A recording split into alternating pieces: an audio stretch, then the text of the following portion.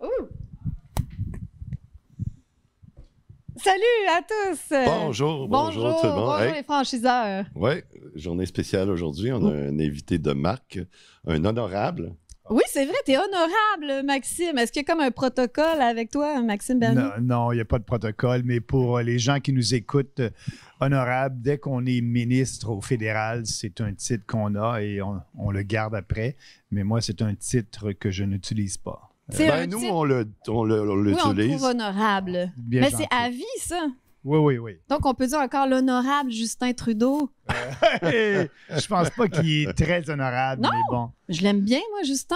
Ah, ça fait du bien qu'il soit parti, mais il n'y a pas beaucoup de changements, par exemple. Effectivement. Il y a des honorables à des niveaux variables. Ouais. Mais lui, c'est encore pire. Il est très honorable. Oui, premier C'est ministre, vrai, c'est très il est honorable. très honorable. Ouais. Le très honorable Mike Carney nous a pas sauvés, finalement. Non, pas encore. Ça on s'en vient? attend. Ben, j'espère, mais je pense que ça n'arrivera pas. Là. C'est comme Trump aux États-Unis. Il va sauver la planète entière. Ouais, Trump, il y a du positif et du négatif. Moi, j'ai bien aimé Trump au début. Lorsqu'il a été élu, il a tout fait. Premièrement, interdire les hommes dans les sports des femmes, lutter contre la transition qui n'existe pas, il y a seulement 2 sexes. Toute la guerre culturelle woke au début, là, il a passé bien des législations, puis il a fait bien des décrets présidentiels. C'était très encourageant. Mais là, je suis un peu déçu. Premièrement, la guerre. Il nous a dit durant la campagne que lui allait finir la guerre en Ukraine en une journée dès qu'il était élu. Et je le croyais parce que la guerre en Ukraine se poursuit parce que les Américains donnent des ressources aux Ukrainiens. Sans armes, sans ressources monétaires, les Ukrainiens ne seraient pas capables de faire la guerre. Et donc, mais c'est pas ça, là. Trump continue à fournir des munitions à l'Ukraine avec les pays européens. Donc ça, je suis déçu. C'était le président de la paix. Le Moyen-Orient, on voit qu'est-ce qu'il fait, là. Le Canada, nous, on l'a toujours dit, on n'a pas affaire là. Mais le côté relations internationales, c'est un peu décevant. Les tarifs aussi, là. Ouais. Les mensonges. Ouais, justement, on va en parler des tarifs tantôt. Mais puis des États-Unis, là, tout ce qui s'est passé dans les dernières semaines, c'est complètement... T'es trop pressé, Maxime. Ouais, faut attendre. Faut être patient. OK. C'est ça, là. OK. C'est Attends. la 3e fois que tu viens. La dernière fois, c'était pendant la campagne électorale. Oui. Puis la première fois, c'était à l'ancien studio, on avait fait 3h30. Plus la section. Mais ça avait passé vite. non? Oui, ça avait passé très vite. Mais Ouais, c'était bon. Tu avais raconté toute ton histoire puis les folies que tu avais vécues pendant la COVID, ton arrestation. On a su beaucoup de trucs en coulisses là, que les gens ne savaient pas. C'était vraiment bon. C'était vraiment bon. Puis, entre-temps, après, il y a eu l'élection de Mark Carney. C'est drôle parce que ça nous a donné... Moi, là, j'ai plus aucun doute maintenant, c'est qui mène l'opinion.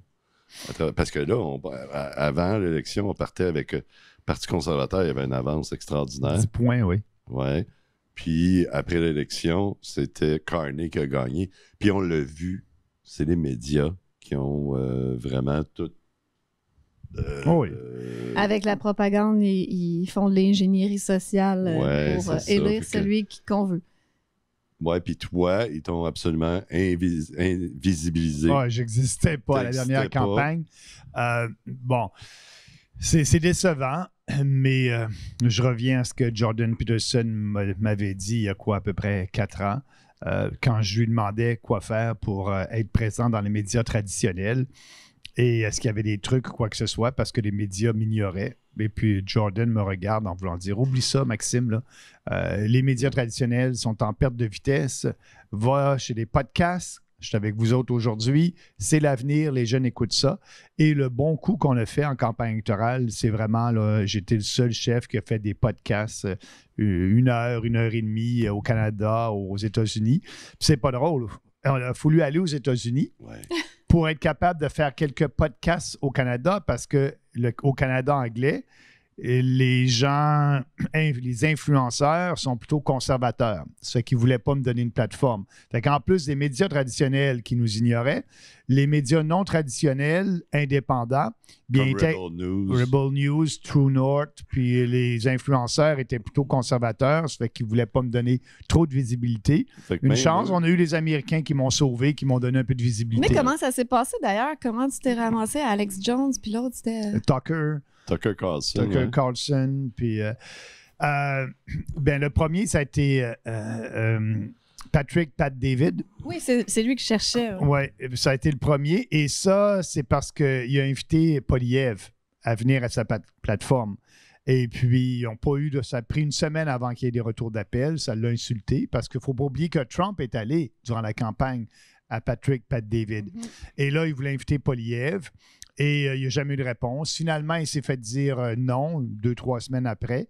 Et il a regardé la plateforme de Poilievre, puis il s'est aperçu qu'il n'était pas un conservateur. Puis il s'est aperçu qu'il ne faisait pas de podcast, puis c'est ça qui a fait gagner Trump. Et puis là, nous, on est arrivé à la charge, puis on a dit, moi, j'aimerais ça y aller. Et puis, parfait. Puis ça a bien été. Ça a été mon premier aux États-Unis. Je suis allé en Floride, il est situé en Floride. Mais c'est un peu stressant. Parce que, oui, je savais pas trop à quoi m'attendre. Ça fait que lorsque je le connaissais, je le suivais. Et lorsque je suis arrivé, son assistant, ça donnait bien. C'est un Canadien qui est maintenant aux États-Unis depuis 10 ans. C'est un pro PPC, Parti populaire. Wow. Ça fait que lui, ce que j'ai su après, il nous a aidés avec Pat David à avoir accès puis à être invité. Et là, il nous a compté, quand Trump est allé, c'était vraiment, il y avait des agents des services secrets partout, etc., comment ça a été. Puis, quand Patrick Bet-David est arrivé, c'était bien correct. C'était pas froid au début, mais il m'a serré la main, passe-toi, etc. Là, la conversation a commencé. Et puis, je pense que ça a bien été parce qu'à la fin, il a dit, on va prendre une photo. Puis là, il m'a demandé de signer le mur. Ah. Et là, j'ai signé pas trop loin de Trump. Par-dessus Trump? Non, juste à côté. Puis après, les gars m'ont dit, Maxime, si tu as demandé de signer le mur, il ne demande pas à tout le monde de signer sur le mur. Ouais, il dit, ça a bien été. Et puis, son organisation était très professionnelle parce que, vous savez, toute l'histoire des shorts, là, de prendre des petites citations, mais eux, ils faisaient ça en même temps. Il y avait 5 personnes qui étaient dans la technique et leur fonction, durant que je parlais, etc., là, c'est tout de suite trouver les codes. Puis après, justement, l'entrevue, les jeunes qui faisaient ça sont sortis. Ils ont dit, ça a été une bonne émission parce qu'on a plusieurs belles citations qu'on peut prendre. Fait que c'est très professionnel, c'est très bien fait, on a eu une belle conversation. Et ça a amené à Tucker. Ça a été lui le deuxième, Tucker Carlson? Oui. OK. Oui. Et là, ça, c'est pas banal quand même. Oui, mais là, Tucker, j'ai une petite anecdote par rapport à ça. C'est-tu de la dirt? On aime ça, du dirt. Non, c'est pas. C'est que, c'est en Floride, sur la côte ouest. Et donc, je m'en vais là en studio. Et avant, j'ai un gars qui vient avec moi, qui m'a suivi durant la campagne pour filmer l'avant et l'après, puis tout ça. Et ce gars-là, c'est un ancien fumeur. Et ce qu'il prend, il y a des patchs de nicotine pour les anciens fumeurs, mais aux États-Unis, c'est des petites patchs que tu mets, ça fond, c'est de la nicotine qui fond. Là, tu mets ça dans la bouche, ils appellent ça des... Je sais pas c'est quoi, là. Puis Tucker, il en produit de ça. C'est des petites patchs, là, puis tu mets ça ici dans ta bouche, puis la nicotine fond. Et puis... ça te donne ta dose. Ça te donne un high. Okay. Fait que là, d'où on était à l'hôtel pour aller chez Tucker, c'est 1 heure de route. Et je terminais une grippe. Si vous écoutez le Tucker, je suis encore un peu en grippe. Je terminais une grippe.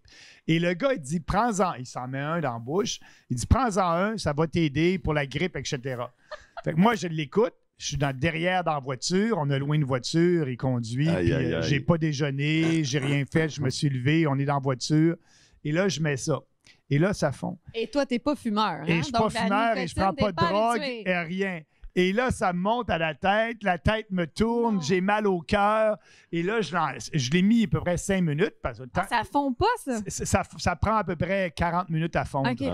Mais moi, je l'ai laissé 5 minutes, puis là, cet effet-là est arrivé. Là, je l'ai enlevé. Et là, ça marche pas, des chaleurs. Je commence à suer de partout. Là, je m'en vais à un show à TV. Là, j'ai dit, puis on est en Floride, là, il fait chaud, puis là, je suis dans le tour, puis ça me donne des chaleurs. Là, j'ai dit, arrête, faut que je mange quelque chose, faut que je marche. Ah, ça va passer, ça va passer. Là, je commence à stresser. J'ai dit, écoute, là, j'ai mal à la tête. Tucker Carlson. Ben oui. Il y a juste quelques millions de personnes qui vont voir.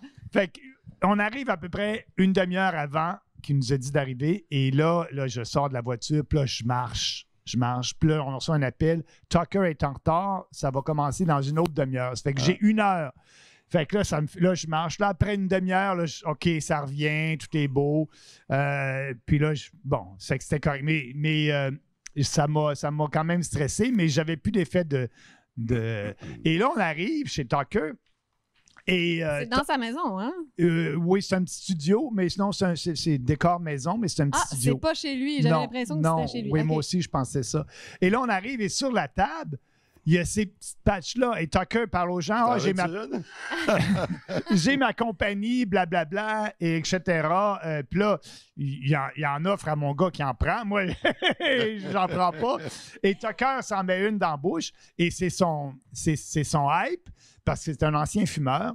Et là, il s'assoit, on placote, mais il est vraiment gentil parce que je lui ai dit, là, il me demande d'où je viens de la Beauce, Saint-Georges-de-Beauce. Ouais, je connais ça, le Québec. Il dit, oui, sud du Québec, près de la frontière du Maine. Il dit, t'es juste à côté de chez moi. Je dis, comment ça? J'ai une maison. L'hiver, il est en Floride et l'été, il est dans le Maine. Puis il y a une maison sur le bord d'un lac dans le nord du Maine. Et là, il prend son téléphone, puis il regarde Saint-Georges. Ça, il dit, c'est à 1h30 de chez moi. Puis là, on placote un peu. Puis là, il me dit qu'il aime le fait français parce que sa mère était française. Et puis, elle est décédée maintenant. Elle a quitté son père. C'est une Française de France qui a rencontré son père et je pense qu'elle l'a quitté quand il avait à peu près 10-12 ans. Elle est retournée en France, mais il aime bien le fait français, donc, la culture française. Non. Mais j'ai dit, est-ce que tu comprends un peu le français? Il dit non, mais quand j'étais plus jeune, je le comprenais. Donc, et là, on avait une belle discussion. Et là, ça, c'est du Tucker. Quand vous voyez ses entrevues, ça commence sec avec une question. Et là, quand il a vu qu'on était détendu, bang, il commence. OK, le show commence. Il est commencé. Là.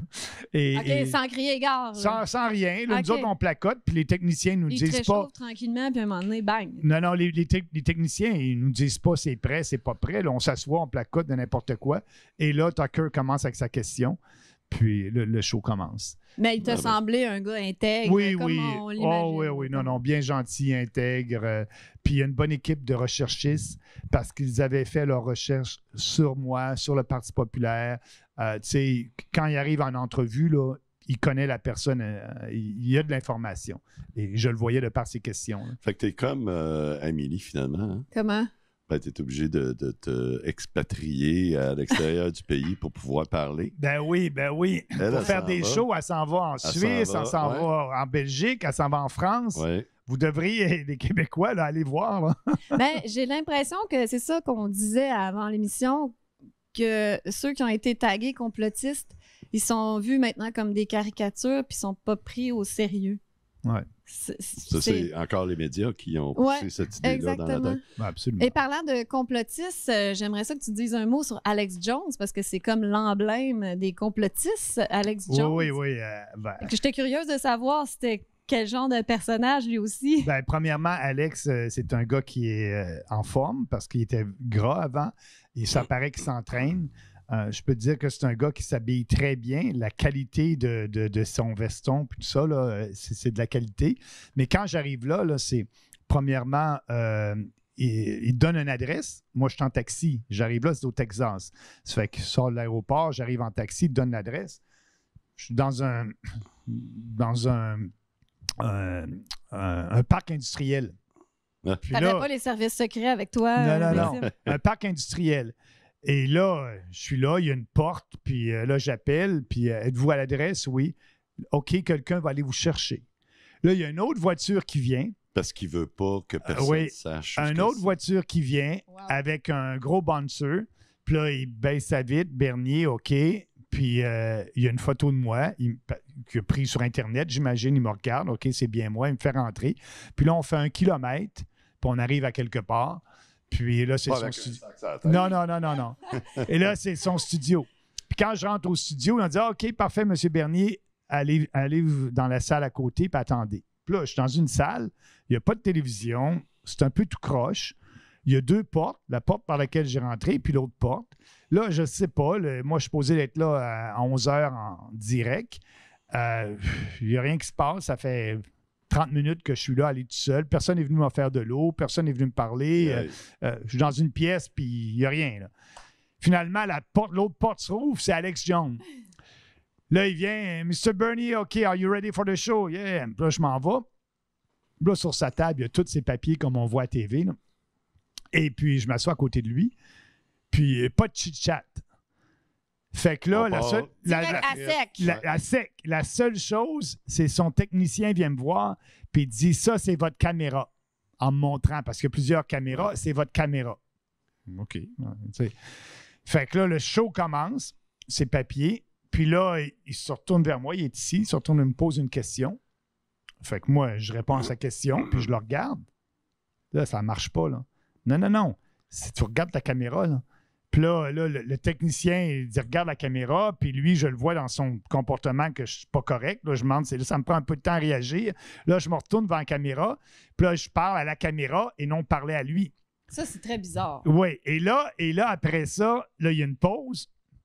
Et puis là, durant la pause, il est gentil, etc., tout ça, il placote, tout ça. Puis là, il me dit, quand je te pose une question, Maxime, it's your show. Là, j'ai compris que quand il me pose une question, c'est une question ouverte. Puis moi, j'ai la caméra, puis je fais un show comme lui. C'est ça qu'il veut, là. Blablabla, à la caméra. Ah, c'est un show. Puis là, quand j'ai fini, lui, mais il est pas mal bon. Il reprend un peu ce que j'ai dit, il résume, il parle à la caméra, il fait son show, blablabla.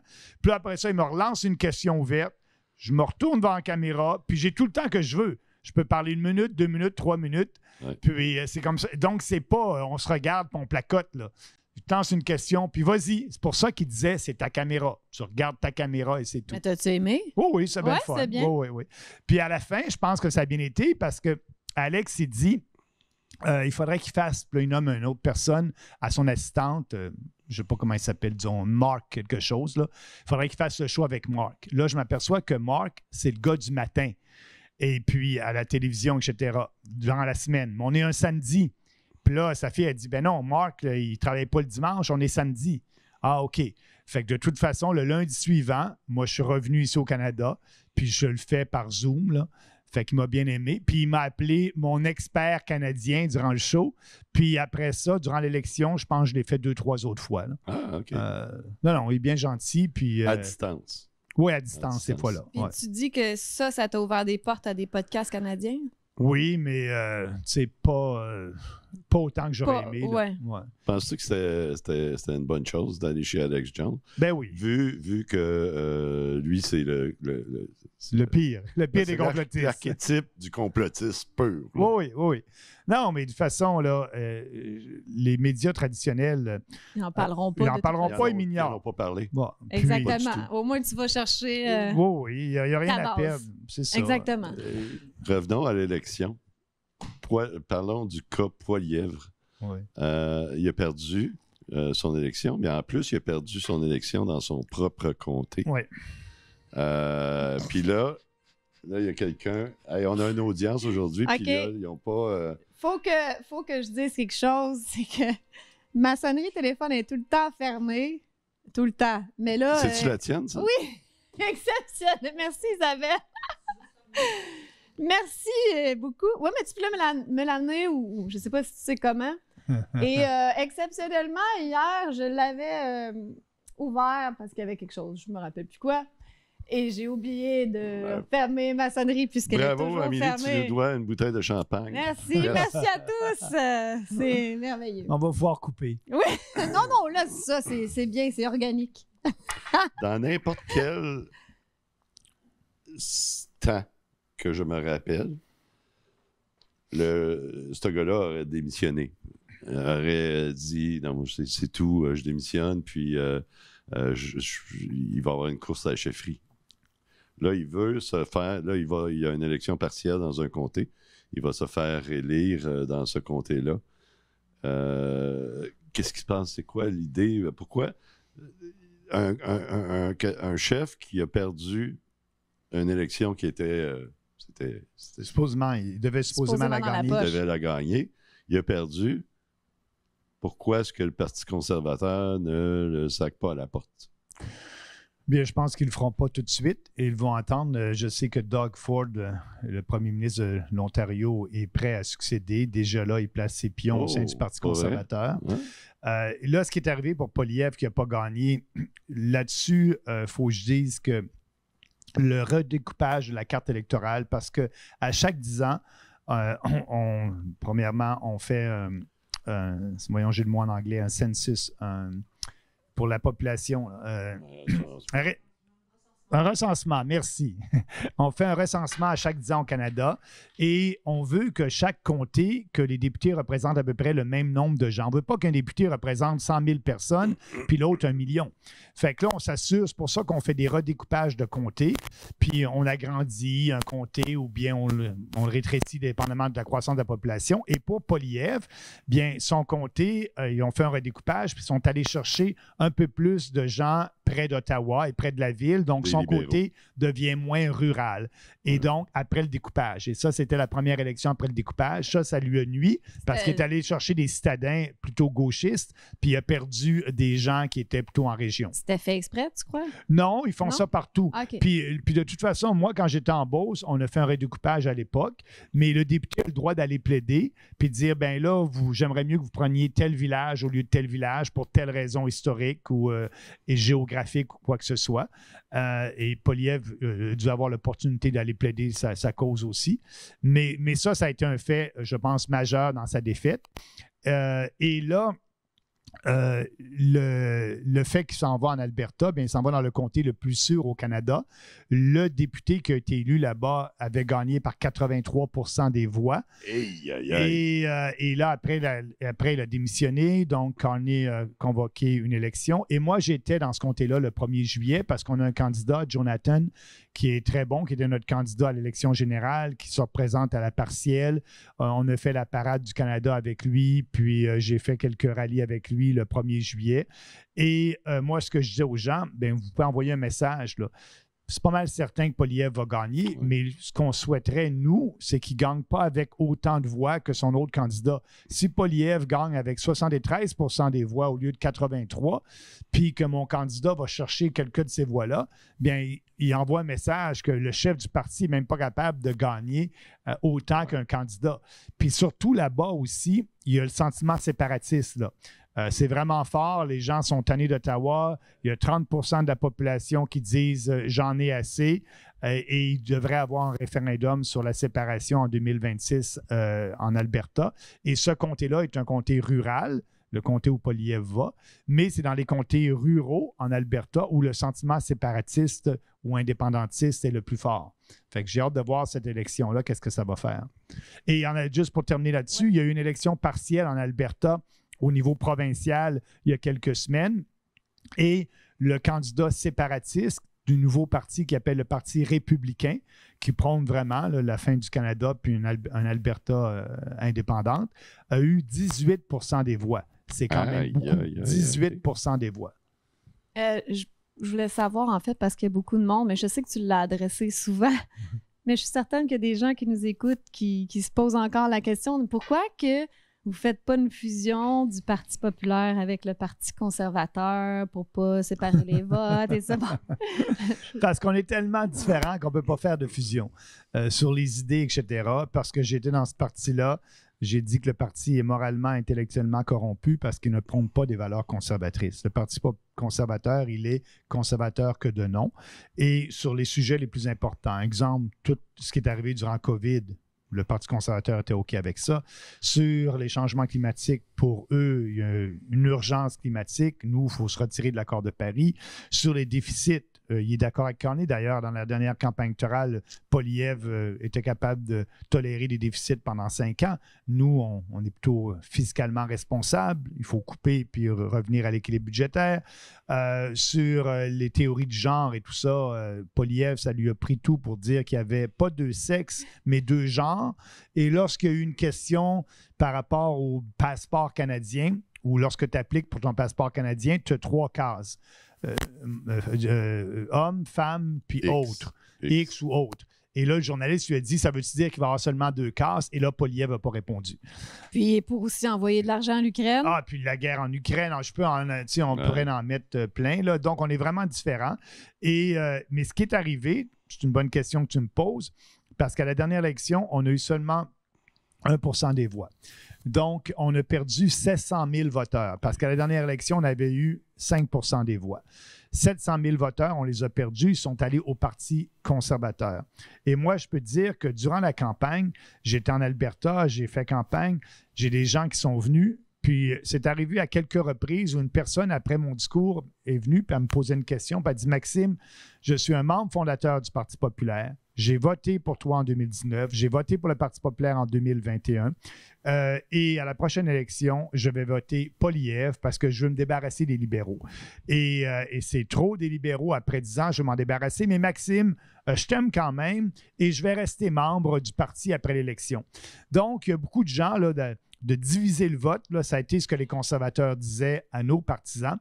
Puis, je suis heureux d'un sens parce que ces gens-là ont voté stratégiquement parce que dans le fond, c'était des partis populaires avec nos valeurs, pour se débarrasser des libéraux. Ils ont voté conservateur et là, ils nous ont montré à tout le monde que ça ne marche pas le vote stratégique qui se ramasse avec les libéraux. Je pense que ces 700 000 voteurs-là qu'on a perdus par rapport à diviser le vote, je suis pas mal certain qu'ils vont revenir à la prochaine campagne, dire, regarde, on l'a essayé, ça n'a pas marché, là. Puis ils vont voir que Poilievre et Carney, c'est à peu près la même chose. Là. Exactement. Mais Poilievre, il semble devenir de plus en plus conservateur. Là, il est en train de parler de faire un gros ménage dans la fonction publique. Qu'est-ce que tu en penses? Carney? Oui, Carney. Oui, Carney. Ben oui. Carney est assez quand même intelligent en tant que politicien. Il s'en va vers le centre-droite. Et donc, il va prendre des votes à Poilievre. Avec le projet de loi qui a passé, C5, c'est quand même en gros un bon projet de loi. Sur la liberté d'expression, on passera, là. Mais en gros, les grands projets, les oléoducs et tout ça, Poilievre a voté en faveur de ce projet-là. Ça a été son premier projet de loi aux communes. Il démontre là, que les folies climatiques à Trudeau, Carney embarque moins là-dedans, mais c'est à voir. Et donc, il a quand même bien réussi à aller chercher de la clientèle à Poilievre. Mais pourtant, c'est un 180 degrés, lui, là. Ah oui. C'était Il a écrit sur les changements climatiques, etc. Qu'est-ce qui s'est passé? Le pouvoir, l'attrait du pouvoir. Je veux dire, quand selon les sondages. Ben oui, quand tu regardes les sondages, puis que là, tes gars de stratégie te disent, regarde, la population pense ça, si tu vas là, on a fait un sondage, et ça a marché, son affaire. L'influence des Américains, peut-être? Oui, puis aussi, il a bien joué le jeu avec Trump. Là, parce que finalement, l'élection, ce n'était pas une élection ordinaire. C'est un référendum sur qui va être le mieux entre Poilievre et Carney pour faire face à Trump. C'était ça, l'élection. Donc, tous les petits partis, nous autres, les Verts, le NPD, même le Bloc québécois, on a tous reculé à cette élection-là parce qu'on n'a pas fait les débats. Nous, on voulait que l'élection porte sur l'immigration. 65% des Canadiens disent « assez, c'est assez », puis ils veulent un moratoire. Puis c'est notre position, puis on est le seul parti. On pensait d'avoir un débat public, national là-dessus, durant la campagne, mais là, tout a déraillé avec Trump. Là, il se passe quoi avec ça, l'immigration? Parce que on a vu plein de nouvelles dans les dernières années. Une qui m'a retenu beaucoup l'attention, c'est qu'il y avait comme 5 millions de personnes qui devaient quitter le Canada en 2025. Oui, les vrais on ne connaît pas les vrais chiffres. Ouais, mais c'est entre 2 millions et 5 millions. Ouais. C'est des gens qui sont ici avec un permis temporaire. Soit un permis temporaire d'étudiant, puis leur étude est finie, il faut qu'ils retournent chez eux. Ouais. Soit un permis temporaire de travailleurs étrangers temporaires, ou soit des gens qui sont arrivés ici en demandant l'asile politique parce que leur vie est en danger et la décision des tribunaux ont dit non, il faut que tu retournes dans ton pays. Donc, il y a entre 2 millions et 5 millions. Premièrement, on ne sait pas le nombre exact. C'est 10 de la population. Ben oui, on ne sait pas où ils sont, on ne sait pas qui ils sont. Et donc, on devrait mettre les ressources pour les trouver, mais ça va se passer cette année, là. Ouais. C'est pour ça que nous, on parle de déportation. Tu deviens illégaux, tous ces illégaux-là, ça devient des clandestins. Et donc, ils devraient être déportés. Mais nous, est-ce que c'est ça qu'ils vont faire? Non, ben non, absolument pas. Là, actuellement, Carney et Poilievre sont d'accord pour les étudiants étrangers temporaires. Ils veulent leur donner la résidence permanente. Fait que c'est quoi la logique? Tu es un étudiant qui est venu ici, tu as étudié, tu as un permis d'études, ton permis d'études est terminé. Habituellement, on n'a jamais eu de problème avec ça. Ils retournaient dans leur pays.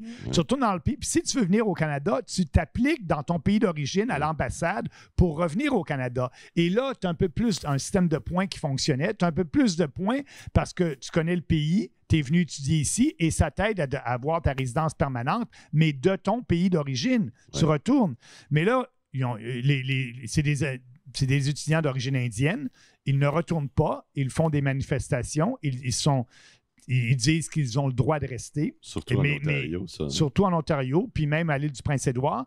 Mais ces gens-là ne respectent pas notre loi. Et ce que Carney et Poilievre fait, on ne respecte pas la loi, vous ne retournez pas chez vous, c'est correct. On va vous donner un beau cadeau, on va vous donner la résidence permanente. C'est ce qu'ils font. Et donc, là, ça va en l'encontre de la loi, mais c'est ce qui arrive. Pour ça, répondre à ta question, dans ces gens-là, sur les étudiants qui sont venus ici, c'est ce que les libéraux, avec l'appui des conservateurs, vont faire. Et ils font ça juste pour acheter des votes?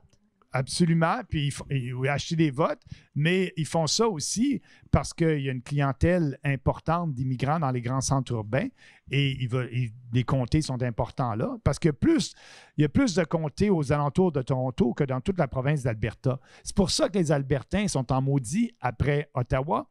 Parce que c'est Ottawa, c'est Ontario, Québec qui décident souvent des élections. Mais moi, je veux qu'il soit en maudit aussi après Poilievre, parce que Poilievre joue le même jeu. Pour être élu, bien, il est d'accord avec l'immigration de masse. Et là, on le voit, nous, on a dit depuis le début de la création du parti que ça nuit aux jeunes, les loyers sont plus élevés. C'est l'offre et la demande. Tu as plus de gens qui veulent un loyer, les prix vont augmenter. Et ce qui arrive pour la même chose, le travail, c'est moi j'appelle ça de la cheap labor pour les grandes entreprises. Walmart, Tim Hortons, on a fait venir ces gens-là. Les entreprises ont dit, on ne trouve pas de Canadiens pour cet emploi-là. Et là, le gouvernement a dit, correct, faites venir des gens non qualifiés qui vont faire ces emplois-là. La solution aurait dû être, non, vous ne trouvez pas de Canadiens à ce salaire-là. Offrez un salaire plus élevé et vous allez avoir des gens qui vont y aller. Puis en plus, il y a des subventions pour les... En plus. Ah oui, puis parlant de subventions, là, les immigrants ukrainiens, on a parlé de la guerre en Ukraine, ils sont arrivés ici à coups de milliers. On a un programme spécial. Le fédéral a un programme spécial pour eux. Et là, les Québécois qui vont chez le dentiste, ils doivent souvent payer lorsque ça ne fait pas partie de leur assurance. Mais eux, c'est gratuit. Là, il y a une industrie qui se développe chez les dentistes au Canada pour les immigrants ukrainiens. Ils viennent, là, plombage, etc. Tout est gratuit. Aïe, aïe. On paie pour ça, nous. Tout est gratuit, puis on n'offre même pas ça aux Canadiens. C'est incroyable. C'est surréaliste. Donc, oui, c'est des programmes, c'est des milliards qu'on donne. Puis là, le gouvernement, il va investir supposément dans la défense 77 milliards de dollars. Ouais. 77 milliards de dollars, pourquoi? Pour faire une guerre contre qui, de plus. Ben oui, pour l'Ukraine. Parce qu'on va se faire bombarder. Ben oui, c'est ça. Là. C'est complètement ridicule. Et ça va créer des déficits énormes. Et donc, sur plusieurs années, oui, ça va créer des déficits énormes. Mais ce montant-là, là, c'est le montant qu'on pourrait utiliser. C'est le montant pour les pensions au Canada. Là. Ouais. Fait que c'est comme on crée un nouveau système de pension. Là. C'est ça le coût, 77 milliards de dollars notre système de pension. Puis là, c'est de l'argent qu'on n'a pas, là. On emprunte. Ça veut dire quoi? Ça veut dire que l'inflation va revenir dans quelques mois, puis nous, ben, on va payer la taxe d'inflation. Mais entre 2 et 5 millions, d'ici cette année, là, entre 2 et 5 millions de personnes qui s'en vont, c'est comme 6 à 10 de la population. Mais ça, c'est une catastrophe économique, non? Bien, non, oui et non. Ces gens-là qui viennent ici, ils doivent consommer. Oui. Bon, puis donc, Non, mais ton les point de logements, vue... ils sont dans des logements, là. Ça veut dire peut-être 2-3 millions de logements qui vont se retrouver vides. Ben, tant mieux. Ouais. Tant mieux pour les Canadiens, parce que là, ça va faire baisser le prix des logements. On va avoir accès à des logements abordables. Mais sauf que ça amène un autre problème. La plupart des gens prennent leur maison comme une caisse de retraite. Oui. Fait que là, si le prix baisse...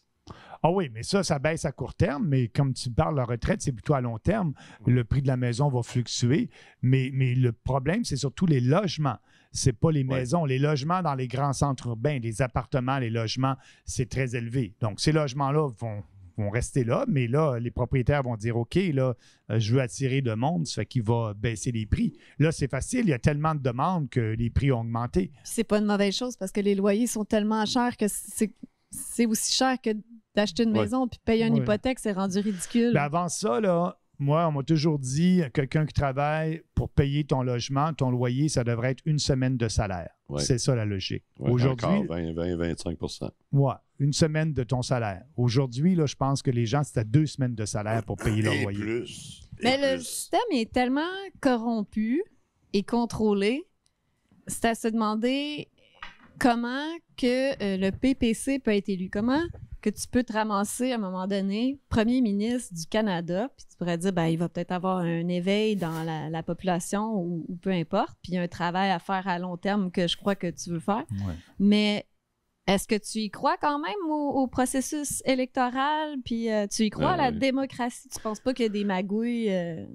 Oui, ce que j'aime pas, mais c'est pas comme aux États-Unis, c'est que, premièrement, au fédéral, les votes sont comptés à la main, on a des scrutateurs qui sont là, il n'y a pas de machine électronique, etc. Ce que j'aime pas dans notre système électoral, c'est 2 choses qu'on devrait améliorer. Premièrement, quand tu viens voter, là, ça devrait être avec une carte d'identité, avec ta photo et à visage découvert. Et là, on peut aller voter présentant un bill d'Hydro-Québec avec une adresse, etc. Là. Non, ça prend une photo, visage découvert et avec une carte d'identité. Bon, ça, on devrait améliorer ce côté-là. L'autre côté, c'est tous les bulletins de vote par la poste. Bulletin de vote par la poste, là, c'était une exception pour les gens des Forces armées canadiennes qui, à l'époque, étaient basés en Europe pour voter.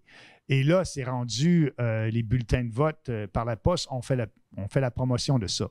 Depuis la COVID. Oui, mais on fait la promotion. Mais là, pas la dernière élection, mais en 2021, Élections Canada a dit qu'ils n'avaient pas compté 150 000 bulletins de vote qu'ils avaient reçus. Pourquoi qu'ils n'ont pas compté, etc. Bon, mais les bulletins de vote par la poste, c'est quand ça arrive à Ottawa, tu n'as pas des représentants des partis politiques qui sont là pour les compter. Le jour d'élection, là, il y a le représentant d'Élections Canada qui est là, qui rouvre la boîte de scrutin, qui compte les votes, et à côté, il y a une personne qui représente chaque parti politique, puis qui peut s'ostiner. Puis si non, puis là, il y a un processus, mais lorsque ces bulletins-là arrivent à Ottawa, il n'y a personne qui vérifie ça. Donc, ça devrait être éliminé. Et l'autre chose, c'est qu'on permet aux gens de voter quasiment tout le long de la campagne, là, le week-end après, etc. Le jour du vote, ça devrait être un congé national, puis il n'y a pas de raison, les gens vont voter, puis c'est seulement une journée. Tu ne votes pas un week-end avant ou 3 jours avant, etc. Là. Il y a une journée du vote, c'est ça serait les changements qu'on propose qui seraient bien meilleurs pour la démocratie. Mais sans ces changements-là, là, le résultat n'a pas été fraudé. C'est le résultat. Mais il est fortement influencé par les médias. Oui. Puis pour répondre à ta question, pour l'avenir, ben, le Parti populaire est un parti politique. Un parti politique veut avoir des élus et un parti politique veut, un chef d'un parti politique, devenir premier ministre. C'est le but ultime. Mais nous, ce qu'on fait, parce qu'on fait de la politique différemment, avec des idées, puis on ne fait pas de sondage. Lorsqu'on parlait de l'immigration en 2019, c'était pas populaire. On nous traitait de racistes. Mais là, aujourd'hui, 5-6 ans plus tard, là, le monde a bien vu qu'on avait raison. Les changements climatiques, le monde ne le réalise pas encore, là, mais ils vont s'apercevoir qu'il n'y en a pas d'urgence climatique. Et donc, on ne fait pas de la politique par sondage. Donc, c'est plus dur pour nous de se faire élire. Il faut informer et éduquer la population. Fait que notre but aussi, c'est de changer l'opinion publique et d'avoir une influence, changer le débat national. Et avec le temps, bien en changeant le débat national, puis en changeant l'opinion publique, bien, on va avoir plus de gens qui vont nous appuyer. Puis oui, c'est une lutte à plus long terme. Nous, on ne regarde pas de faire élire des gens. Je l'ai dit à mes candidats à la dernière élection, à 2021, je l'ai dit à mes candidats, le but, c'est d'avoir 4 %. Mais quand je dis un candidat 4 % ça veut dire qu'il ne sera pas élu. Mais les candidats sont là pour la cause. Puis oui, un jour, on va être élu. Et moi, plus que ça va mal économiquement, socialement au Canada, plus ça nous aide, nous. Parce que les gens vont dire, écoute, là, le Parti populaire dit la même chose depuis des années. Ils sont toujours en avance dans leurs idées. C'est basé sur des faits et sur la science. Les autres partis, c'est à peu près la même chose. Puis là, on est dans la merde. Donc, on va regarder une autre solution. Ça fait que c'est dommage pour les Canadiens et les Québécois parce que financièrement, ça peut être plus difficile pour tout le monde. Mais si la situation s'empire, c'est ce que je crois, pour nous, politiquement, on risque d'avoir des gens qui vont regarder un peu plus et écouter un peu plus l'autre discours. Puis les gens te connaissent de plus en plus, puis là, c'est de plus en plus étrange que les médias parlent jamais de toi. Moi, je t'en avais parlé en Beauce, que j'écoutais les élections à TVA, et puis jamais ils ont mentionné le nom de Maxime Bernier. Ils n'ont jamais même dit « Ah, le chef du Parti populaire n'a pas remporté dans son comté. » Non, c'était comme si ça n'existait pas. Aucune mention du Parti populaire non plus. Je pense qu'on a comme vu... Voldemort. Oui, c'est ça. Exactement. J'avais trouvé ça particulier. Parce que t'es vrai, il n'aime pas trop ça d'habitude. C'est ça. Non, mais les vérités, ils n'aiment pas ça. Ils savent que s'ils nous invitent, on va faire un débat d'idées, puis on pense qu'on va gagner l'argument. Ouais. Donc, on va gagner le débat. Fait que pour eux, ils n'aiment pas ça. Mais aussi, c'est que ça va mettre des... là, il va avoir un autre point de vue, puis là, leur clientèle va dire, c'est quoi ce point de vue-là qu'on n'a jamais entendu? Mais j'aimerais ça que tu nous rappelles aussi l'espèce de magouille qu'ils ont faite pour pas que tu puisses être au débat des chefs. Ça, c'est intéressant. Oui. Mais ça, c'est encore... Ça, c'est effectivement parce que la commission des débats, là, c'est des fonctionnaires à Ottawa qui gèrent ça puis qui décident des règles du débat. Qui va participer, qui ne participera pas. Sur le conseil d'administration de la commission des débats, c'est des anciens politiciens, libéraux et conservateurs. Donc, des gens qui ne veulent pas qu'on ait de la visibilité. Et la commission des débats avait dit en 2021, pour Bernier, pour qu'il puisse participer au débat, il faut qu'il y ait 5 % des voix et à l'élection précédente. Donc, en 2021, l'élection précédente, qui était l'élection de 2019, on avait eu 1,5 % des voix. Et là, ils nous ont dit, puis quelques mois avant l'élection, cette élection-ci qui vient de passer, 2025, on a parlé aux fonctionnaires de la commission des débats et on leur a demandé, c'est toujours les mêmes conditions. Oui, M. Bernier, vous allez participer au débat. Vous avez eu 5 % à la dernière élection qui est de 2021 et on vous demandait d'avoir 4 %. Vous avez eu 5 %. Vous allez participer, il n'y a pas de problème. Et même, on veut vous consulter parce qu'on va changer le format du débat des chefs, puis on consulte chaque chef. Donc, on va vous revenir pour des questions sur le format du débat. Fait que ça, c'est quelques mois avant l'élection de 2025. Donc, il me confirme qu'ils gardent les mêmes règles, il me confirme que je participe, mais quelques semaines avant, ils sortent de nouvelles règles, puis ils disent, c'est pas ça les règles, on a 3 nouveaux critères maintenant. Il faut que vous soyez à 5 % dans les sondages 21 jours avant l'élection. Mais une élection, c'est 36 jours. Ouais. Donc, 21 jours avant l'élection, il ne me permet pas de faire campagne puis d'être plus connu. Ça fait que donc, 21 jours, il faut que tu sois à 5 %. Ils ont tous changé les règles pour faire en sorte que je ne sois pas là. Donc, oui, effectivement. Puis à la prochaine élection, ils vont faire la même chose. Ils ne veulent pas entendre l'autre point de vue. Ouais. Non, parce qu'il y a plein de gens qui te découvriraient, ils ne savent même pas que tu existes. Ils ne veulent pas mettre des doutes dans la tête des gens. Oui. Ça fait l'affaire des deux grands partis, les conservateurs et les libéraux. Eux, ils ne veulent pas de compétition. Là. Ça aurait été quoi ta stratégie au débat des chefs? Est-ce que tu serais allé all-in? Ben oui, ou ben plus oui. politically correct Non. pour aller chercher Non, ma tante Ginette? non, c'est pas là? moi. Non, Non? j'ai dit quand on a créé ce parti-là que la rectitude politique, on met fin à ça. Donc, nous, on n'est pas politiquement serait correct. fou. Tu n'aurais pas fait un On ne sera Éric. jamais, parce qu'être politiquement T'aurais pas fait un correct... Éric Duhem. Non, Je absolument pense à pas. Éric Duhem. Non, mais quand on parle d'être la rectitude politique, ou en anglais, politically correct, ça veut dire que tu es en ligne avec l'opinion publique du jour. Ouais. Nous, on ne regarde pas l'opinion publique du jour. On dit les gens ont été manipulés par les médias traditionnels. Et donc, moi, mon rôle, c'est de les informer et d'essayer de pousser mes idées. Parce que quand on amène les gens sur notre site web, parti-populaire-du-Canada.ca, puis ils lisent notre plateforme, 21 sujets, 2 pages, une page recto-verso sur chaque sujet. 90% des gens me disent « Maxime, je suis allé sur ton site, j'ai lu ça. » Je suis 100% d'accord. On est capable de les convaincre. Mais parce qu'on n'a pas de visibilité, C'est ça. c'est ça, et c'est ça leur arme destructrice. Ils ne veulent pas qu'on ait de la visibilité, sachant qu'on est capable de convaincre les gens. Éric Duhem, en parlant d'Éric Duhem, penses-tu qu'il Ben, je le souhaite. Moi, je le souhaite qu'il gagne. Qu'il gagne, oui, c'est ça. Oh, oui. Moi aussi, je souhaite qu'il gagne. Il n'y a pas de représentation. C'est un méchant. Mais j'avais dit à Éric à l'autre élection qui devait se présenter dans Beauce-Nord, puis il a choisi Québec. Puis son candidat dans Beauce-Nord, il a manqué gagner. Là. Ouais. Puis si Éric s'était présenté, je pense qu'il aurait gagné. Mais s'il ne gagne pas, c'est pas la fin du monde. Parce que dans un système parlementaire, c'est pas comme en Europe. Il n'y a pas de proportionnalité. C'est plus difficile pour nous d'être élus. Mais Éric, ses idées, il commence à être là. Il y a plus de couverture avec les médias. Il le respecte un peu plus, peut-être à cause qu'il est politiquement correct. Oui, c'est ça. Mais il y a plus de visibilité avec ses idées. Ça fait que ça va quand même bien pour lui. Mais je souhaiterais qu'il gagne. Je souhaiterais qu'il puisse rentrer à l'Assemblée nationale. C'est un méchant problème politique là, quand tu as 530 000 personnes qui ont voté pour toi, puis tu as 0 député. Ouais. Ça ne regarde pas bien pour la démocratie, ça.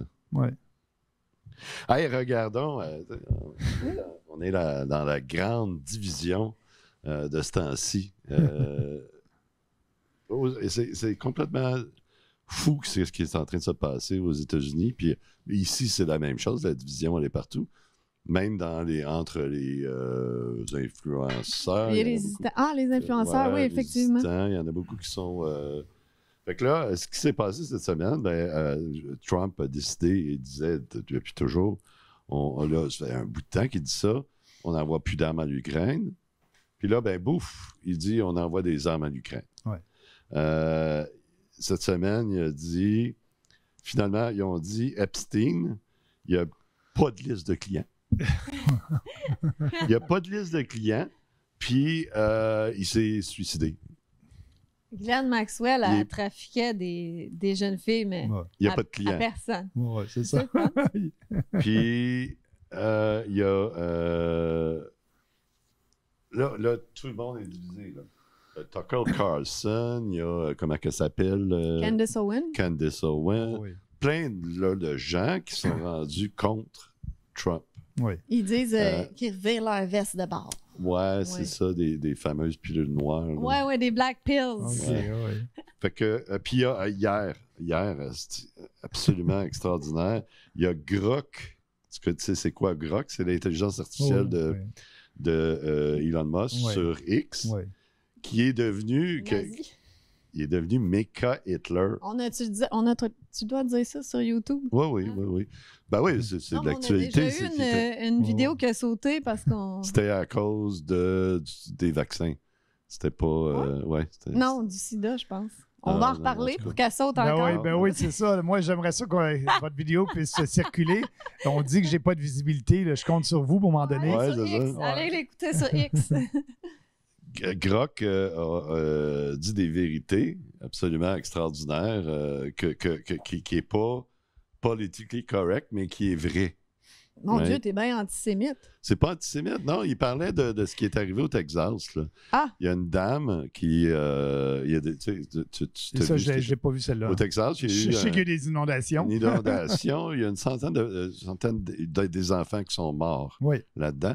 Puis là, il y a une influenceuse américaine qui a fait un vidéo puis qui disait ben, ces enfants-là, c'était des futurs fascistes parce que c'était des chrétiens. Puis, il était dans un camp chrétien. Wow! Puis, pour elle, c'était correct qu'il soit mort, là, parce que ça... Puis là, Grok, il s'est fait poser la question, puis elle est juive. Okay. Fait que là, il est parti, puis il s'est appelé Mecca Hitler, puis tout. Je savais pas cette histoire-là. Écoute, c'était extraordinaire. Fait que, puis c'était pas faux, tu sais, parce que... la fille, elle était contre la chrétienté. Oui, contre. Mais elle parlait du white supremacy, là, la suprématie blanche. Ouais. Fait que, ma question pour toi, c'est est-ce que la vérité, parce que vous autres, vous en parlez souvent, des vraies affaires, est-ce que c'est dangereux? Non, c'est avec, en parlant, tu sais, nous, au Parti populaire, on a des idées, puis basées sur un bon argumentaire, des faits historiques, etc., économiques et tout. On pense qu'on a les meilleures idées. C'est pour ça qu'on en parle. Mais moi, j'aimerais ça débattre de ces idées-là. Et donc, et moi, je dis que mes idées sont basées sur la vérité puis des faits. Et donc, j'aimerais ça en débattre. Mais moi, je pense que dans une société, plus le débat est ouvert, plus la société s'enrichit, puis tu regardes les autres points de vue, puis après ça, il y a un consensus qui se démarque. Mais aujourd'hui, c'est pas ça. Aux États-Unis, au Canada, on exclut une partie de la population qui pense autrement. On ne veut même pas regarder juste ce que fait Legault durant la COVID. Lorsque on voulait un débat à l'Assemblée nationale, il a dit non, je ne veux pas de complotistes ici. Ouais. Et donc, ça, c'est pas démocratique. Ils ont peur d'un autre point de vue, ils ne veulent pas débattre. Donc, moi, je pense que plus on parle de la vérité, plus la société s'enrichit, puis plus on s'enrichit nous-mêmes. Là. Mais là, on est dans cette ère-là où la vérité ne doit pas être dite. Oui. Ben, c'est pour ça qu'on existe. Quand c'est rendu que vouloir débattre, c'est d'être complotiste, ça va mal. Oui. Puis il y a des sujets comme ça. Puis ben, regarde, le meilleur exemple, là, ça fait longtemps que je n'ai pas eu l'invitation d'une entrevue avec le Journal de Montréal. La dernière fois que j'ai fait une entrevue avec le Journal de Montréal, c'est durant la COVID. Même pas pendant l'élection. Non, pas durant la COVID, pardon. Le début de la guerre en Ukraine. Et là, vu que j'avais un discours différent, ils ont dit Bernier est pro-russe. On va l'interviewer puis on va le ridiculiser. Pour le discréditer. C'est ça. Comme à Cube Radio avec Martineau. Oui. Pour le discréditer. Fait que moi, je fais l'entrevue. C'est une entrevue pour le journal papier, là, une entrevue à la radio. Et là, il arrive avec tout. Je le voyais venir avec ses questions. Il voulait me peindre comme étant pro-russe, etc. Mais j'ai débattu mon point de vue. Et ça pressait cette entrevue-là. Puis on m'a appelé, on dit Maxime, j'ai changé mon agenda pour pouvoir lui parler avant 2 heures l'après-midi pour qu'il puisse finir à 4 heures puis que ça soit publié le lendemain. Fait que je lui ai parlé. Le lendemain, c'est pas publié. Là, mon gars appelle et dit pourquoi vous ne l'avez pas publié? Ah, bien, on n'a pas le temps. Aujourd'hui, on va le publier demain. Là, le lendemain, c'est pas publié. Ça n'a jamais été publié. Pourquoi? Parce qu'il n'a pas pu me faire passer pour un con. Parce que je répondais à ses questions avec des faits. Puis là, il a vu que ça ne marchait pas. Ça fait qu'ils ont dit on ne publie pas ça. Surtout que tu n'étais pas pro un ou l'autre. Ben non. Tu dis, je suis pour la paix, puis il ne pas s'en mêler. Puis je parlais d'un point de vue historique, pourquoi que la Russie a fait ça, puis qu'il n'aurait pas dû le faire, mais bon. Mais il ne voulait pas l'autre point de vue. Ça fait qu'on m'a ignoré. Et là, ils ne nous appellent pas. Donc, il n'y a pas de débat public. C'est ça qui nuit à la démocratie. La vérité est dangereuse pour eux. Oui. Pas pour et là, Trump est rendu anti-Poutine. Les complotistes, ils ne doivent plus savoir quoi penser. Non. Là, c'est mêlant. Là. Il est méchant. Trump, là, il est rendu qu'il perd la crédibilité là, avec bien des leaders. Là. Mais est-ce que c'est pas voulu? Est-ce qu'il va créer une plus grande division encore? Je ne suis pas dans la tête de Trump. Parce que, Mais parce que pourquoi? Ça serait quoi l'agenda de créer encore mais plus de l'histoire, division? c'est parce que quand tu regardes l'histoire d'Epstein, là, ça n'a aucune espèce de sens d'aller dire. À part s'il est coupable lui-même. Ouais, Mais non, mais moi, je pense pas que Trump est dans les papiers, Non. parce que s'il avait été dans les papiers, les démocrates l'auraient sorti. c'est ça. Mais ils sont là, eux aussi. Ah, ben, peut-être. Les deux côtés sont coupables. Donc, tout le monde est Ouais, d'accord pour la loi du silence. Parce Et que peut-être qu'il aurait juste sorti le côté de Trump. S'il avait été là, il n'aurait pas sorti ce qui leur touche à eux. Ouais, mais là, il aurait rebalancé, il y aurait eu une revanche incroyable. Moi, je dis qu'ils ont juste tous décidé, non, on se ferme tous la gueule. Ben, ce qui est décevant, c'est que c'est pas sorti. La liste n'est pas sortie. Deuxièmement, sur Kennedy, l'assassinat de John F. Kennedy, il devait sortir les papiers. Ça a sorti, mais c'était clavardé. ouais, clavardé. Puis il n'y avait rien vraiment de nouveau. Ouais. Non, Ouais. il n'y avait rien de nouveau. Ouais. Mais Est-ce que tu on voulais s'attendait. intervenir? OK. On s'attendait à C'est pas clavardé. C'est-tu clavardé le terme? Caviardé. Caviardé. Bon, Caviardé. c'est ça. Merci. On C'est s'attendait. les Européens qui chialent, là. Non, c'est les vrais Français. Ouais, c'est ça. Ils nous corrigent, nous, les Québécois. Euh, L'affaire JFK, on s'attendait que moi, en tout cas, on l'avait dit, on ne saura pas grand-chose là-dessus. Mais l'affaire Epstein, c'est une autre affaire. Parce que Trump en a j'avais dit, parlé ça sortira régulièrement. jamais, ça. On l'avait dit aussi. Je l'avais Moi dit. aussi, non, j'étais non, d'accord tu avec disais toi. que ça allait sortir. Oh non, j'étais d'accord avec toi, ça sortira Mais on jamais. s'entend que ça pouvait pas sortir. Sinon, moi, j'ai l'impression que le monde s'effondre, là. Que des têtes dirigeantes sont probablement là-dessus ou sont incriminées ou je sais pas. Mais moi, j'ai l'impression que le monde s'effondre si on connaît la vérité sur Epstein. Puis même pas d'alliés. Mais tu sais, l'Iran avait menacé de sortir les documents d'Epstein parce qu'eux autres, ils les ont. Moi, je ne sais pas s'ils les ont. Mais tout c'est ça, peut-être ça qui va mais tout arriver. ça pour dire que c'est là la déception. Là. Trump a dit des choses en campagne électorale sur ces documents-là, Ouais. que ça allait sortir. Puis d'ailleurs, la liste était supposée être sur le bureau de sa ministre de la Ouais. Justice. C'était sur son bureau. Là. Ça devait sortir Puis dans ils ont fait un coup d'éclat en donnant des cartables à tous les influenceurs. Là. Il n'y avait rien là-dedans. Phase 1 en plus. Ouais. Il y a des enfants qui se font trafiquer sexuellement, mais on va y aller en phase, là, tu sais, tranquillement. Ça presse pas tant que ça, mais non. Mais les gens n'ont pas l'air de réaliser que le trafic humain, il y a cours en ce moment. Là. Ben oui. Fait que pour moi, je trouve ça surréaliste que Trump ait dit « Ah non, on est encore On en train n'en de parle parler plus. de Là. ça? On n'en parle plus. Il y a des trucs plus importants, le Texas, bon, l'Ukraine. Mais il y a anguille sous roche. Il y a Moi, je pense qu'il y a un dinosaure en dessous de la roche, je dirais. Oui. Je pense qu'il y a une stratégie là-dedans parce que ça, quand ça fait pas de sens, c'est qu'il y a un mensonge en arrière. Là. Il y a quelque chose là, qui va arriver. Là, parce que tu peux pas.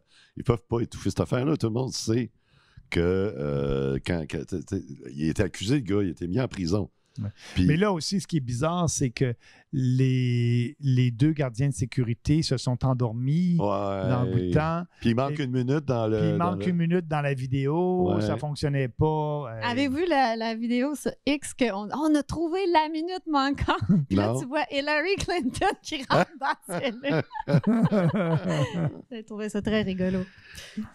Il y a aussi, quand on revient au Canada, il y a eu cette semaine, là,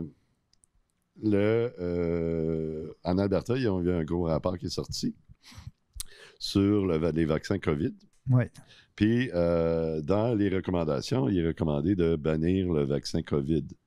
Peut-être pas pour tout le monde, là, mais pour les femmes enceintes, puis tous ceux qui ont pas qui sont pas à risque. Ouais. Comme ils ont fait aux États-Unis, RFK, il a banni, tu peux pas avoir le vaccin COVID. Puis ça vient d'arriver là, en Ouais. Alberta. Les médias n'en parlent pas. Mais non, absolument pas.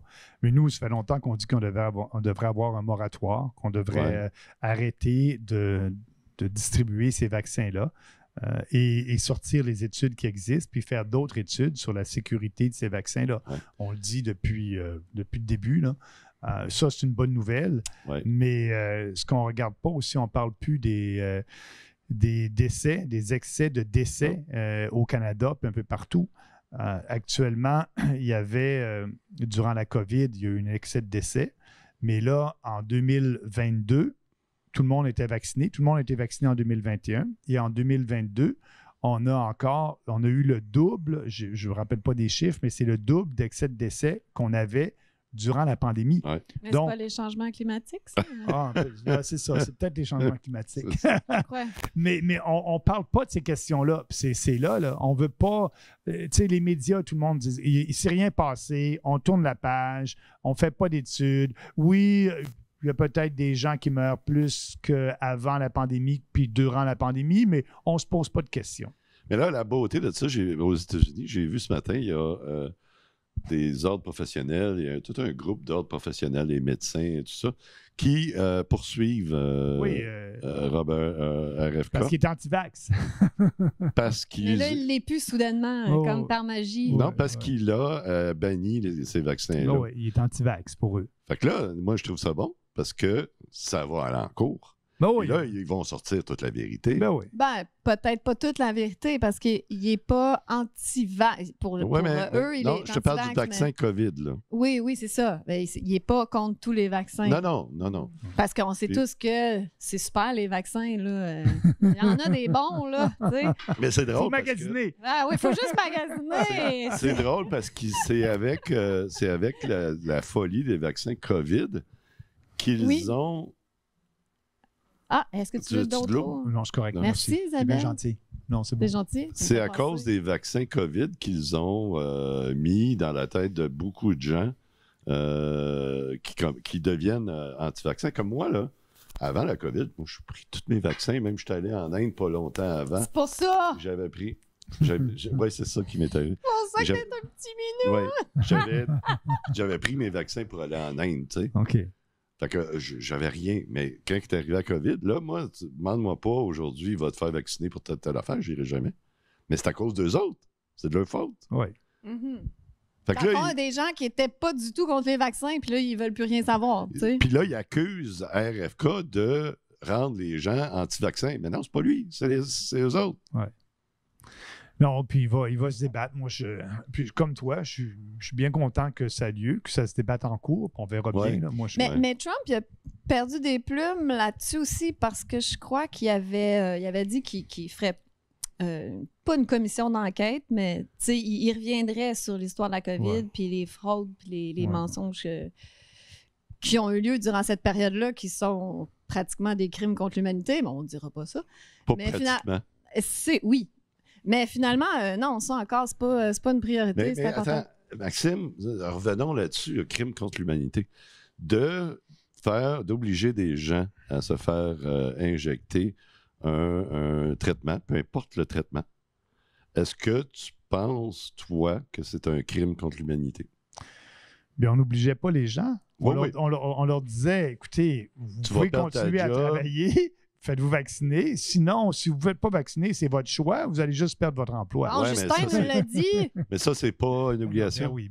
C'est une obligation. Est-ce que. Ben vraiment, c'est contre Est-ce nos que- charges, c'est contre tout. Là. Est-ce que c'est un crime contre l'humanité? Ben, lorsqu'on oblige une personne, ça va à l'encontre, ça viole la liberté de la personne. Mais là, si tu mets ça à l'échelle de Ouais. ce qu'ils ont fait, Ben, le Moi, je trouve- passeport, que tu avais besoin d'un Oui, passeport pour rentrer au resto, c'est assez spécial. ben oui. Quand on y repense aujourd'hui. Oui. Fait que, est-ce Puis que ça- assis, t'étais correct, pas de Ouais. masque, Ouais. mais debout, il fallait que tu le mettes parce que le vaccin était plus près des toilettes qu'il était Le près de ta virus, table. oui, Ben, le c'est virus, ça, ben, absolument. ouais. Oui. Ouais. Est-ce que tu penses que c'est un crime contre l'humanité?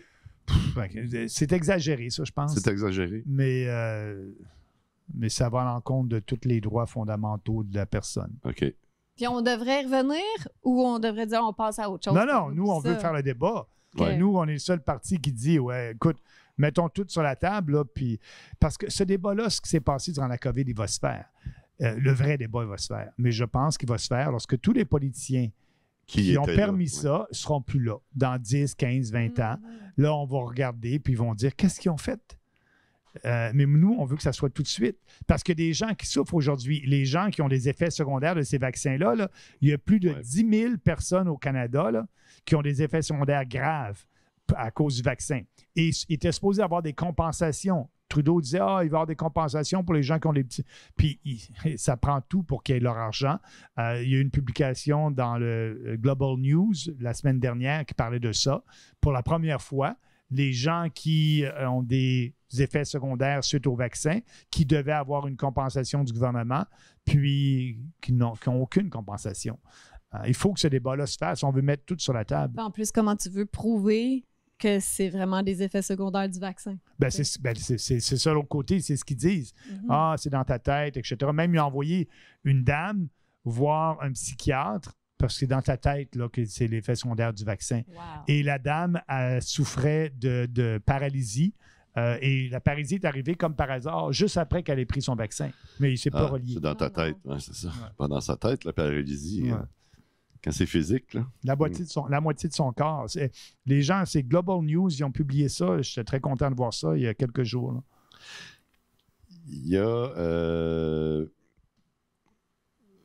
une bulle immobilière qui s'est formée depuis 2005, 2006. Même avant ça, peut-être, là. Puis en 2007, la bulle a explosé à Toronto, pas à Toronto, aux États-Unis. Nous autres, on a continué à monter depuis ce temps-là. Puis là, elle est en train d'exploser à Toronto et à Vancouver. Ici, au Québec, ça va encore. Ouais.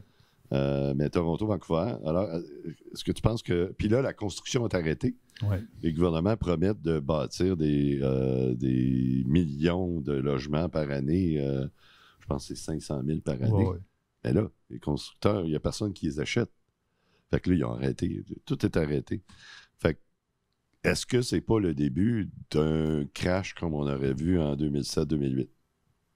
Non, je pense pas, parce que ce crash-là était surtout dû aux hypothèques. Les Américains avaient facilité l'accès à la propriété avec le gouvernement fédéral qui finançait, qui donnait du financement hypothécaire par une agence fédérale, et on donnait un financement hypothécaire à n'importe qui. Tu n'avais quasiment pas de revenus, puis tu avais le droit d'avoir... et donc, tu avais le droit d'avoir une hypothèque. Et là, plus tard, on s'est aperçu qu'il y avait beaucoup d'hypothèques comme ça qui étaient à risque, que les gens n'étaient pas capables de rembourser. Et ces hypothèques-là bien étaient vendues entre banques pour diversifier leurs risques. Mais là, il y en avait trop. Et donc, c'est encore à cause du gouvernement. C'est exactement ça qu'ils ont fait encore. Ils ont continué. Oui, puis là, ça a été en 2007, la grosse bulle là, qui a éclaté. Mais aujourd'hui, c'est pas la même chose. Je pense qu'aujourd'hui, oui, les prix ont vraiment augmenté des logements et surtout des maisons. Mais c'est une bonne nouvelle. Je pense que c'est plus abordable.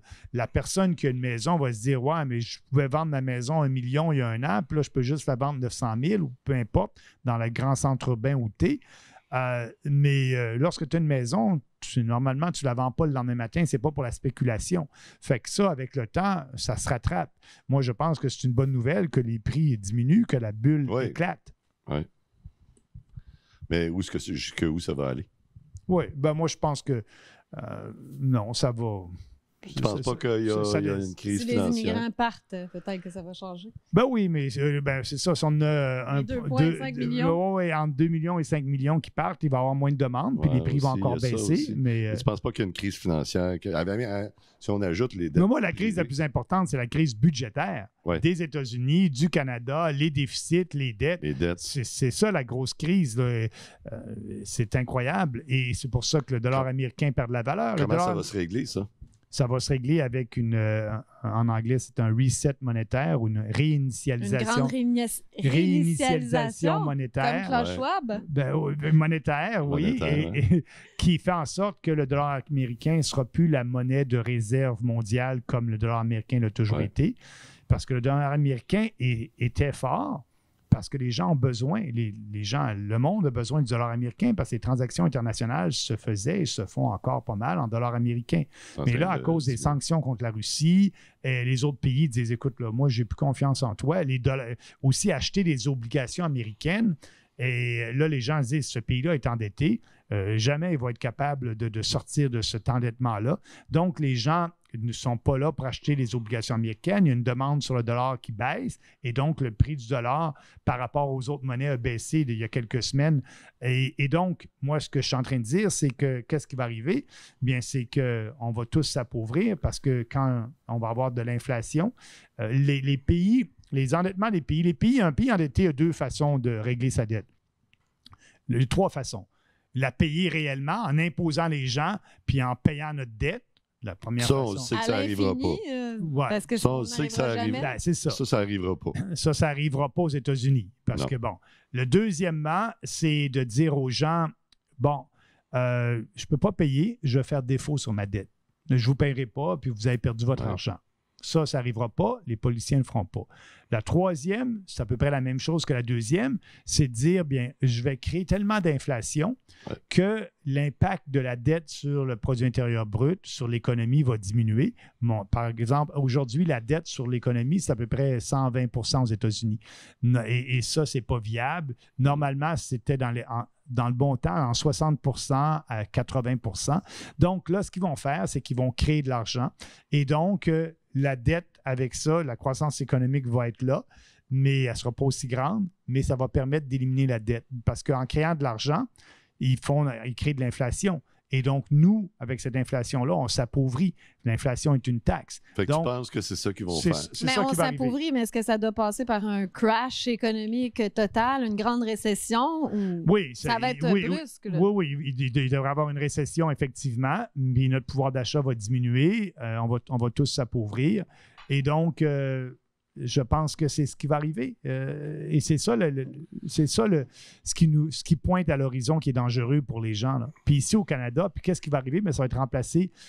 Il va y avoir un nouveau système monétaire international qui va être plutôt basé sur l'or. On regarde juste les Chinois, qu'est-ce qu'ils font actuellement? Parce qu'ils veulent... Le UN veut détrôner le dollar américain. Et là, les gens n'ont pas confiance à cet argent-là. Et donc, ce qu'ils font, les Chinois, pour attirer la confiance, ils disent, bien, mon UN, je vais le baser sur l'or. Et là, c'est nouveau. Les Chinois ont ouvert une banque à Hong Kong où, dans cette banque-là, il y a des lingots d'or. Et donc, ils disent aux gens, si vous avez du UN et vous voulez les échanger contre de l'or, c'est parfait, gardez-les à cette banque-là, puis on va l'échanger contre de l'or. Ils veulent faire en sorte de donner plus de crédibilité à leur monnaie, de stabilité à leur monnaie, et ils veulent ouvrir des réserves d'or comme ça, la Banque de Chine, dans plusieurs pays. Fait que donc, il y a une compétition de dollar américain. C'est tout ce qui arrive là. Et je pense que c'est pour ça que le prix de l'or a augmenté et va continuer à augmenter. Mais le Canada est mal positionné parce qu'on n'a pas de réserve d'or. La Banque centrale n'a pas de réserve d'or. Donc, quand tout ça va s'effondrer, ça va être remplacé par un autre système. Le reset va être remplacé par un système où l'or va avoir un rôle important à jouer. Mais le Canada, on n'est pas là. C'est ça qui va nous nuire. OK, puis le Canada est mieux placé que les Américains. Hein? On a peut-être 50 % de notre PIB de dette, ou quelque chose comme ça, là, dans ce coin-là. On était avant que Trudeau arrive, on était encore plus bas que ça. Les États-Unis vont faire un reset, mais nous autres, on n'est pas dans la merde comme eux autres, ils le sont du côté... Endettement, pas autant, oui. Oui, c'est ça. Fait que, qu'est-ce qui va se passer avec les pays qui... Est-ce que nous ceux qui sont moins endettés vont s'en sortir plus rapidement et mieux. Ceux qui sont très endettés, bien, ça va être plus difficile. Là, ce qui se passe, les pays européens, c'est pour ça que les banques centrales du monde et les banques centrales européennes achètent de l'or. Pourquoi que le prix de l'or augmente? Parce que les acheteurs, l'offre et la demande. Il y a plus de gens qui veulent de l'or. Pourquoi ils veulent de l'or? L'incertitude des guerres, l'incertitude économique, l'endettement des pays. Et donc, les banques centrales achètent de l'or. Et en Europe, c'est ce qui se passe. Toutes les banques centrales européennes achètent de l'or. La règle, c'est qu'ils veulent qu'une banque centrale d'un pays en Europe ait comme réserve d'or à peu près 4 % en valeur de son produit intérieur brut. Et là, c'est ce qu'ils font actuellement. Depuis des années, tous les pays européens essaient d'avoir à peu près la même quantité par rapport à sa croissance économique d'or, du pays d'or. Et c'est ça le problème. C'est que nous, au Canada, on n'a pas de réserve d'or. Notre dollar est backé seulement par des ressources naturelles. Si on est un pays riche en ressources naturelles, mais puis oui, il y a des mines d'or au Canada. Donc, il faudrait que la Banque du Canada renfloue ses coffres et achète de l'or. Elle peut l'acheter avec les mines canadiennes ou partout, mais le temps court là, parce que ce reset monétaire-là ou la réinitialisation monétaire, c'est une question d'années, ce n'est pas une question de décennies. Ça va se passer quand, ça? Ben, on ne sait pas, mais on le voit. Il y a des preuves à chaque jour. Le fait que les Chinois ouvrent des banques dans d'autres pays et envoient de l'or là-bas en disant vous allez pouvoir, si vous faites vos transactions internationales en yuan, puis pourquoi ce serait utile pour un pays? Parce qu'un pays veut acheter des produits chinois, il va payer avec le yuan, mais s'il veut acheter des produits canadiens, son yuan ne lui sert à rien. Donc, il va pouvoir aller dans cette banque-là et puis aller chercher son or, changer son yuan pour de l'or, puis après ça, échanger son or pour des dollars canadiens ou américains. Donc, ça se passe parce qu'on le voit, les pays européens, les banques centrales qui acquièrent encore plus d'or. Donc, ça se passe sous nos yeux actuellement, mais c'est un long processus. Mais pour le peuple, on ne donne pas de conseils financiers à cette émission. Ouais. On n'est pas des experts. Mais est-ce que c'est sage aussi d'acheter de l'or? Ben oui, absolument. Moi, je ne donne pas aussi de conseils financiers. Je ne suis pas un courtier en valeur mobilière, mais Kitco à Montréal, ils font leur meilleur chiffre d'affaires. C'est d'acheter de l'or tangible. Et même, il y a des pièces, des petites pièces d'or. Oui, d'acheter. Oui, apparemment que tu peux pas... physique. Oui, l'or physique. Apparemment que tu ne peux pas transporter des lingots, donc c'est plus pratique des pièces. Il y a tellement de... Oui, puis les lingots, on n'aurait pas les moyens. C'est assez cher. Il y a tellement de papiers adossés à l'or. Non, c'est pas les papiers. Les gens, là, ce qui se passe, là, et d'ailleurs, je lisais un article, les investisseurs pas influents qui appellent, c'est les investisseurs riches. C'est les investisseurs qui ont à la bourse au moins $1,5 million. Il y a eu une enquête, c'est-à-dire un survey, voyons, je parle en anglais aujourd'hui, un sondage de la Banque de Hong Kong partout à travers le monde, ils ont des succursales partout et ils ont sondé leurs investisseurs riches. Bon, pour eux, riche, c'est quelqu'un que dans son portefeuille, pas en valeur, actions, immobilier, tout ça, juste dans son portefeuille, au moins $1,5 million. Et le sondage vient de sortir il y a 2 semaines. C'est quoi leur intention? Comment ils détenaient d'or dans leur portefeuille? Puis qu'est-ce qu'ils détenaient? Des actions, des obligations. Et l'augmentation de leur portefeuille en or, leur intention pour 2025, c'est de doubler. Les investisseurs riches ont de l'or tangible, 6 % de leur portefeuille. Ils veulent doubler ça à 12 %. Donc, normalement, un courtier en valeur mobilière va vous dire, si vous avez 1 % de votre portefeuille en or, c'est correct. Mais à cause de l'incertitude, là, puis, si les banques centrales achètent de l'or, les investisseurs riches achètent de l'or, le peuple devrait le faire la même chose. En parlant à son conseiller financier. Bien sûr. Mais les riches, là, ça va être 12 % de leur portefeuille en or. Parce que l'or, c'est une question de protéger ton pouvoir d'achat. C'est juste ça. Parce que l'or ne rapporte rien. Contrairement à une action, tu vas avoir des dividendes. Contrairement à une obligation, tu vas avoir des intérêts annuellement. L'or, tu ne rapportes rien. Là. Tu vas le chercher, tu laisses à la maison, ça ne rapporte rien. Mais ça protège ton pouvoir d'achat. Puis dans le temps, si tu veux le vendre, tu peux retourner puis vendre ton or. Ouais, comme là, l'or a beaucoup monté, mais c'est peut-être les devises qui ont descendu à... Oui, mais il y a des études qui ont été faites dans le temps pour montrer la stabilité de l'or. Je ne me rappelle pas des chiffres, mais tant d'onces d'or, il y a 60 ans, te permettait d'acheter une maison. Ouais. Et aujourd'hui, à cause que le prix de l'or a augmenté, le même nombre d'onces d'or qu'il y a 60 ans te permet d'acheter une maison. Ouais. Donc, l'or préserve ton pouvoir d'achat. C'est ça. Et donc, si les banques centrales, les gouvernements achètent de l'or, se préparent à la réinitialisation monétaire, bien, les individus riches font la même chose. Puis l'or est accessible. Là. Il y a Kitco à Montréal qui est très réputé, qui vendent tu peux y aller, tu peux avoir une petite pièce d'or là, que tu mets dans ta poche. Là. Ça va coûter, je ne sais pas moi, 1 000 $, mais là, déjà, les citoyens, puis on va continuer dans la section membres, là, parce qu'on arrive au bout. Mais là, déjà, les citoyens sont étouffés. Oui. Mais si c'est ça qui arrive, puis c'est de l'inflation à pu finir. On va s'appauvrir, je dis, tout le monde va s'appauvrir. On s'appauvrit déjà. Ouais. L'inflation nous dit qu'elle est à 2 %. L'inflation est à 5 %.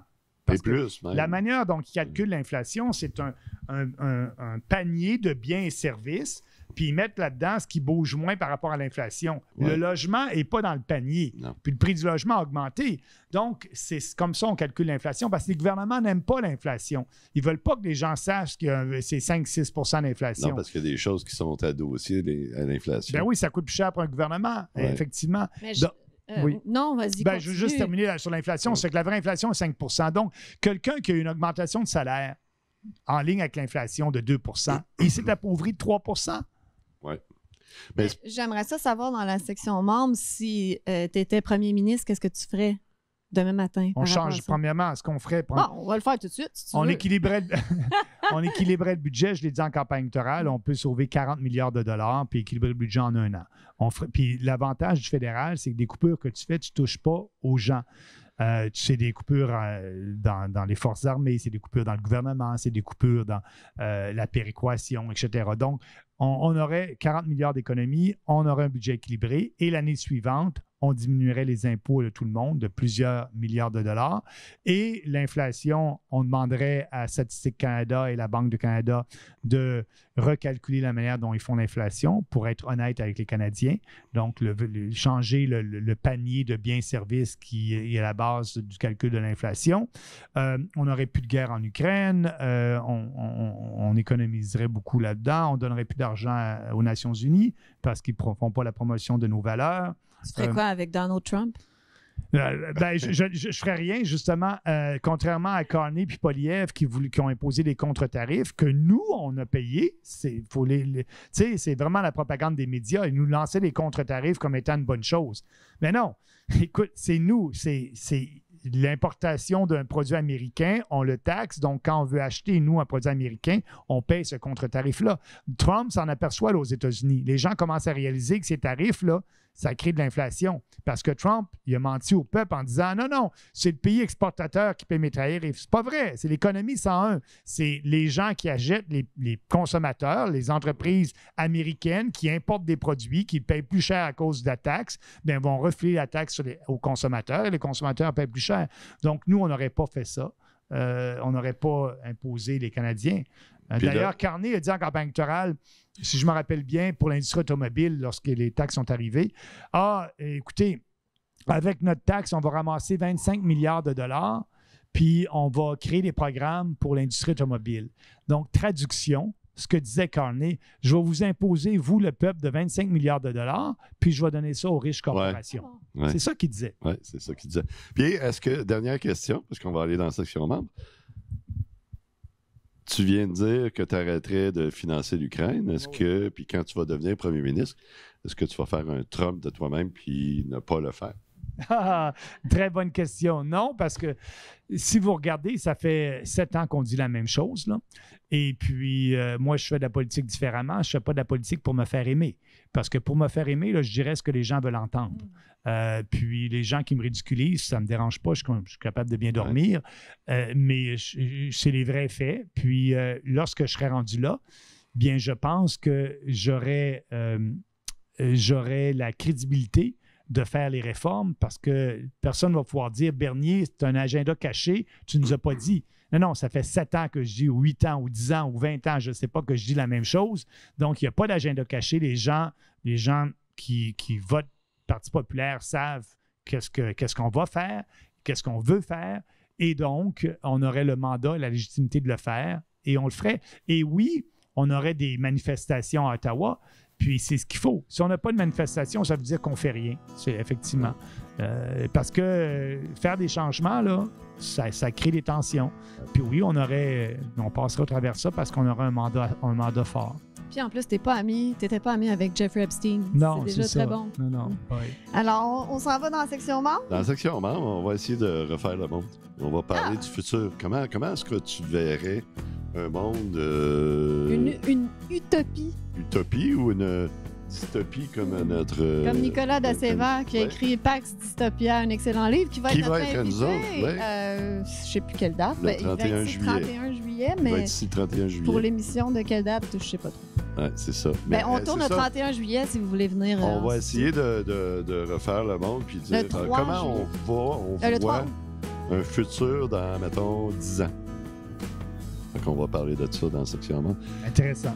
Maxime Bernier, merci beaucoup d'avoir été là. Merci, Ça fait plaisir. Maxime. Ben oui, merci de m'avoir donné. Écoutez, vous savez que les médias traditionnels m'ignorent. C'est comme si on n'existait pas. Donc, pour moi, le fait d'être ici, là, c'est un privilège et c'est très... je suis très content parce que vous me permettez d'expliquer les idées du Parti populaire et donc, ça va nous permettre de dire aux gens que le Parti populaire, là, c'est un vrai parti, puis on a des vraies idées pour faire des vrais changements. Toujours un plaisir. Moi, ceux qui sont boudés par les médias, c'est mes amis. Oui, c'est un privilège pour nous. Merci. Ben, Merci beaucoup, Maxime. On se retrouve dans la section membres. Abonnez-vous, c'est 3 piastres par mois. 3 piastres par mois. Vous avez 4 émissions par mois.